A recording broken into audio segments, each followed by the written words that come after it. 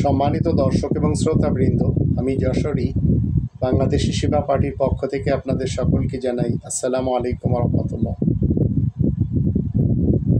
যে বিষয়টি নিয়ে আপনাদের সামনে কথা বলবো সেই বিষয়টি হলো চ্যালেঞ্জ আকারে আমি মুসলমান শিয়া সুন্নি সালাফি সহ 135 ফিরকার 200 কোটি মুসলমানদেরকে শাফাত নিয়ে যে চ্যালেঞ্জটি দিতে যাচ্ছে সেটি আপনাদেরকে জানতে হবে। এই কোরআন বিরোধী মতবাদ আপনাদের মগজ ধুলাই করে শিখানো হয়েছে যে কিয়ামতের মাঠে রাসূল দাঁড়াবেন আর সিজদায় পড়বেন, আল্লাহ বলবেন মাথা উঠাও সিজদা থেকে, তখন তিনি বলবেন আমার উম্মতকে যদি বকশিস না করা হয় আমি মাথা উঠাবো না। আবার পরকালে তিনি শাফিউল মুজনাবিন হিসেবে সবাইকে সুপারিশ করবেন। মুজনাবিন মানে কি? মুজনিবিন বলেন, মুজনাবিন বলেন, যত অপরাধী রয়েছে, যত দুষ্টু লোক রয়েছে, যত ভ্রষ্টাচার রয়েছে, যত নৈরাজ্য সৃষ্টিকারী লোক রয়েছে, যত দুর্নীতিবাজ রয়েছে, দুষ্কৃতিকারী রয়েছে, জিনাখোর রয়েছে, বলৎকারক, আবার ব্যভিচারকারী, ব্যভিচারকারিণী, ধর্ষক, এরা সবাই, যত চোর, ডাকাত, লুটেরা, এদের সকলকে সুপারিশ করে মুসলমান সমাজের ধারণা হলো যে শাফাত করে জান্নাতে নিয়ে যাবে। কিন্তু কোরআন আমাদেরকে কি বলে? আসলে কি তাই? আয়াত প্রচারের কারণে প্রশংসিত উপাধিধারক চলমান মোহাম্মদ যিনি হবেন বার্তাবাহক রাসূলুল্লাহ, নারী কিংবা পুরুষদের মধ্য থেকে এই উপাধি পাওয়া ব্যক্তিটি রবের শান্তির পৃথিবীতে 19 জন বিশেষ খবরদাতা নবীদের চরিত্রের অভিনয় করে অভিনেতা হবেন কিংবা অভিনেত্রী, এবং মানুষকে আল কোরআন থেকে সুপারিশ এবং শাফাত সম্পর্কে যেভাবে জানান দিবেন। আজ আমরা সবাই জানি আরব ইতিহাসের মোহাম্মদ ইবনে আবদুল্লাহকে কেন্দ্র করে 200 কোটি মুসলমানেরা যে সুপারিশের বা শাফাতের মতবাদ তৈরি করে নিয়েছে, যার জন্য তাদের কাছে কোরআন বিরোধী অনেকগুলি হাদিস রয়েছে, তাদের সকলকে জানতে হবে। আল্লাহ তাআলা প্রত্যেক বান্দাকে যখন বিচার করবেন তখন একেবারে একজন করে ডেকে বিচার করবেন। সকলের আলাদা আলাদাভাবে বিচার হবে। কোনো ব্যক্তির আশেপাশে নকল দেওয়ার জন্য কেউ আসতে পারবে না, সাহায্যকারী হিসেবেও কেউ আসতে পারবে না, শাফাত কিংবা সুপারিশ করতেও কেউ আসতে পারবে না।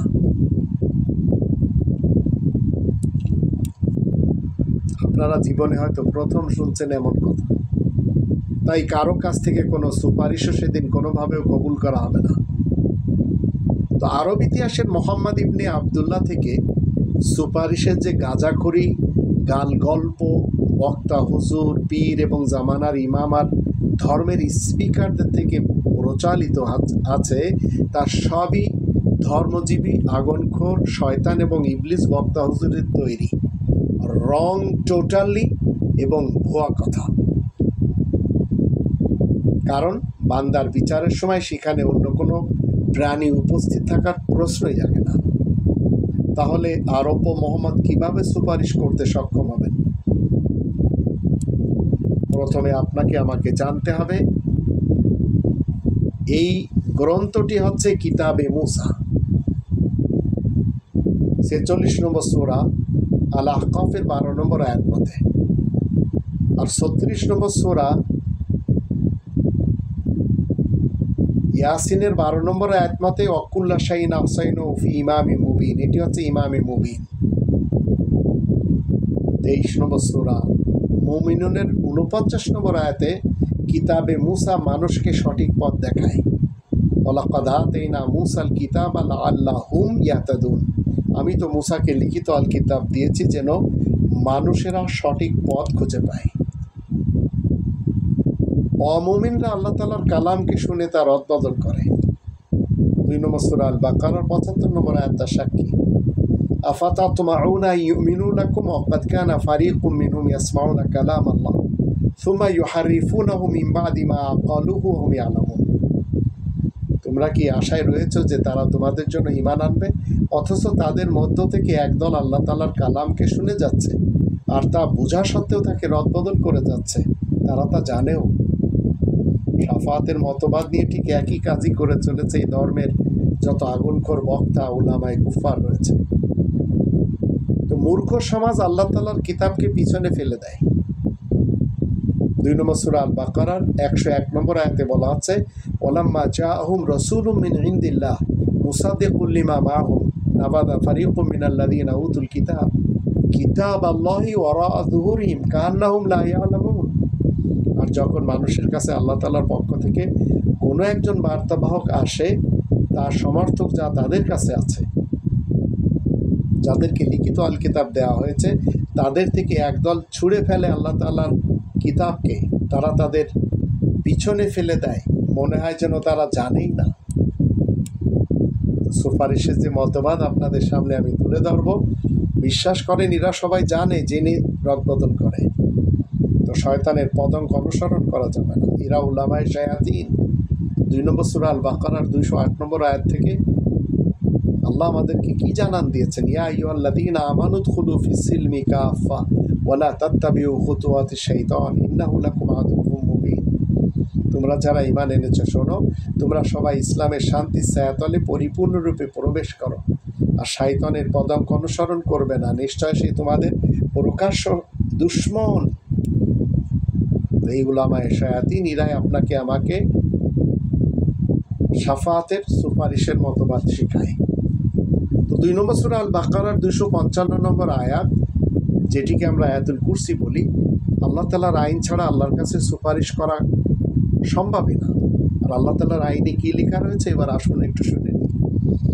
আল্লাহু লা ইলাহা ইল্লা হুয়াল হাইয়ুল কাইয়্যুম লা তাখুযুহু সিনাতুন ওয়া লা নাওম লাহু মা ফিস সামাওয়াতি ওয়া মা ফিল আরদ মান যাল্লাযী ইয়াশফা'ু ইনদাহু ইল্লা বিইذনিহি ইয়ালামু মা বাইনা আইদিহিম ওয়া মা খালফাহুম ওয়া লা ইউহীতুনা বিশাইইন মিন ইলমিহি ইল্লা বিমা শাআ ওয়াসি'a কুরসিয়্যুহুস সামাওয়াতি ওয়াল আরদ ওয়া লা ইয়াউদুহু হিফযুহুমা ওয়া হুয়াল আলিয়্যুল আযীম। একমাত্র আল্লাহ ছাড়া আর তো কোনো বিধানদাতা নেই। আল্লাহ হলেন চিরঞ্জীব এবং সব কিছুর রক্ষাকর্তা। তন্দ্রা এবং ঘুম আল্লাহকে পায় না। আসমান সমূহ এবং জমিনের সব কিছুই একমাত্র আল্লাহ তাআলার। এমন কে আছে যে নাকি আল্লাহ তাআলার আইন ছাড়া আল্লাহ তাআলার কাছে সুপারিশ করবেন? যা কিছু মানুষের সামনে আছে আর যা কিছু মানুষের পিছনে আছে সবই আল্লাহ জানেন। আল্লাহ তাআলার জ্ঞান ভাণ্ডারে শামিল কোনো বিষয় সব কিছু জানা কারোর পক্ষে সম্ভব না। আল্লাহ যতটুকু ইচ্ছা করেন সে কথা আলাদা। আল্লাহ তাআলার আসন আসমান সমূহ এবং জমিনের সব জায়গায় ঘিরে রয়েছে। এই দুটোর হিফাজত করা আল্লাহ তাআলার পক্ষে মোটেই কঠিন নয়, কেননা আল্লাহ হলেন সর্বোচ্চ মহান এবং বিপুল প্রতাপশালী। আল্লাহ তাআলার আইন ব্যতি রেখে আপনি সুপারিশ করবেন, সম্ভব না। কারোর পক্ষে কোনো সুপারিশ কবুল করা হবে না। 2 নম্বর সূরা আল বাকারার 47 এবং 48 আয়াত দুটিতে দেখুন আল্লাহ কি বলছেন, ইয়া বানি ইসরাঈল উযকুরু নি'মাতি আল্লাতী আন'আমতু আলাইকুম ওয়া আন্নী ফাদ্দালতুকুম আলাল আলামিন।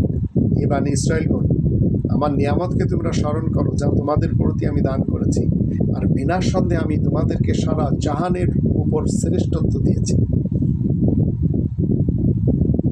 ওয়াত্তাকু ইয়াওমান লা তাজজি নাফসুন আন নাফসিন শাইআ ওয়া লা ইউকবালু মিনহা শাফাআতুন ওয়া লা ইউখাযু মিনহা আদলুন ওয়া লা হুম ইনসারুন। আর ওই দিনটির ভয় করো যেদিন কেউ কারোর কোনো কাজে আসবে না, আর কারোর পক্ষে কোনো সুপারিশও কবুল করা হবে না, আর কারোর কাছ থেকে বিনিময়ও নেওয়া হবে না, এবং তারা কোনো রকম সাহায্য পাবে না। এটি সম্ভব হবে, সেই সম্ভবটি কখন হবে? 7 নম্বর সূরা আল আরাফের 40 নম্বর আয়াত থেকে আমাদের জানতে হবে, সূচের ছিদ্র দিয়ে যদি উট পার হয়, ইন্নাল্লাযীনা কাযযাবু বিআয়াতিনা ওয়াস্তাকবারু আনহা লা তুফাত্তাহু লাহুম আবওয়াবুস সামাই ওয়া লা ইয়াদখুলুনাল জান্নাতা হাত্তা ইয়ালিজাল জামালু ফি সাম্মিল খিয়াত ওয়া কাযালিকা নাজজিল মুজরিমিন। যারা আমার আয়াতসমূহ মিথ্যা জেনেছে আর সে বিষয়ে অহংকার করেছে, তাদের জন্য আসমানের দরজাসমূহ খোলা হবে না, আর তারা কিছুতেই জান্নাতে দাখিল হতে পারবে না যতক্ষণ সূচের ছিদ্র দিয়ে উট পার না হবে। সম্ভব? আর অপরাধীদেরকে প্রতিদান হিসেবে এমন ধারায় শাস্তি আমি দিব। তো 19 নম্বর সূরা মারিয়ামের 95 আয়াত থেকে আমরা জানব মানুষের মধ্যে সবাই যে রহমানের নিকট কিয়ামতের দিন একাকী অবস্থায় আসবে। ওয়াকুল্লুহুমা আতিহি ইয়াউমাল কিয়ামাতি ফারদান। আর মানুষের মধ্যে সবাই যে রহমানের নিকট কিয়ামতের দিন একাকী অবস্থায় আসবে। তো একাকী অবস্থায় আমি মাহবুবুল্লাহ যখন আল্লাহ তাআলার কাছে যাব, তখন কোনো রাসূল, কোনো নবী আমার আশেপাশে তো আসতে পারবে না। সুপারিশ করবে কি করে?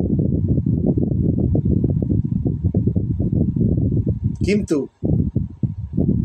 পরকালে আপনার আমার সাথে যা কিছু হবে, এই কালে বিশেষ বার্তাবক আল্লাহ তাআলার কাছে নালিশ হিসেবে কি করে দিয়েছেন? 25 নম্বর সূরা আল ফুরকানের 30 নম্বর আয়াতে, ওয়াকাল আর-রাসূল ইয়া রাব্বি ইন্না কওমি ইত্তাখাযু হাযাল কুরআনা মাহজুরা। বিশেষ বার্তাবক রাসূল কি বলবে? হে আমার রব, বিনা সন্দেহে আমার কওম এই কোরআন আঁকড়ে ধরাকে ছেড়ে দিয়েছিল। তো কোরআন যখন আপনি আঁকড়ে ধরায় ছেড়ে দিয়েছেন, তা আপনাকে তো ধর্মজীবী আগুনখোর বক্তারা কি করবে? এই শাফাত আর সুপারিশের জালে ফাঁসিয়ে দিবে, যেন আপনার কাছ থেকে তারা টাকা পয়সা নিয়ে তারা তাদের ধান্দা করতে পারে, তারা তাদের পেট চালাতে পারে। কারণ এরা নিকাম্মা জাতি। এই উলামায়ে ইবলিস, এই ধর্মের খোয়াড়ে যারা মাদ্রাসাতে পড়ে, এরা সবাই নিকাম্মা। এদের দিয়ে কখনো কিছু হয়নি। ভারত উপমহাদেশ বলছে এদের ইতিহাস হচ্ছে খয়রাত করে খাওয়া। এরা আবার আরবে যায়, সেখানেও খয়রাত করে খায়। এরা প্রত্যেকটি এলাকাতে আমাদের দেশে দেখা যায়।